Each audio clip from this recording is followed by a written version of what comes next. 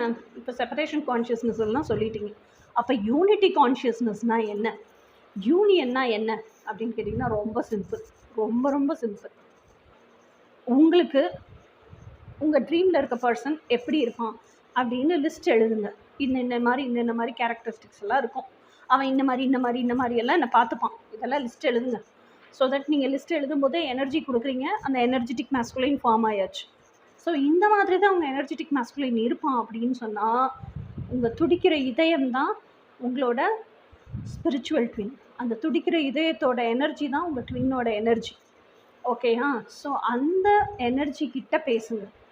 Physical ஃபார்மில் உங்களோட physical body பூமியில் வாழட்டும், அதோட ரொட்டீனை செஞ்சுக்கிட்டே இருக்கட்டும். அது இங்கே இருக்க கான்ஷியஸ் பிரெயின் இருக்கு இல்லையா, அது பழகி இருக்கும், யுகமாக செஞ்சு. இப்போ எத்தனை வயசில் நீங்கள் இப்போ 34 வயசில் பார்த்துட்ருக்கீங்கன்னா 34 வயசு வரைக்கும் அது பழகிருக்கும் செய்கிறதுக்கு. அது பாட்டு செஞ்சுட்ருக்கோம் ரொட்டீனை. ஆனால் எனர்ஜெட்டிக்காக உங்கள் உள்ளே இருக்க இன்னர் எசன்ஸ் இருக்குல்ல, அந்த உங்களோட எனர்ஜி இன்னர் எசன்ஸு அது உள்ளே போய் அந்த ஹார்ட் ஸ்பேஸில் அந்த ஹார்ட் துடிக்கிற எனர்ஜி இருக்குல்ல, உங்கள் டிவைன் மேஸ்குலைன், அது கூட நீங்கள் எழுதியிருக்கீங்கல்ல, உங்கள் ஒரு ட்ரீம் லைஃப் இப்படியெல்லாம் இருப்பாங்க கேரக்டரிஸ்டிக்ஸ், இதெல்லாம் நான் எக்ஸ்பெக்ட் பண்ணுறேன், இப்படியெல்லாம் வாழணும்னு ஆசைப்பட்றேன், அந்த வாழ்க்கையை உள்ளே போய் வாழுங்க. எப்போவுமே உங்கள் டிவைன் மேஸ்குலைன் கூடவே இருங்க.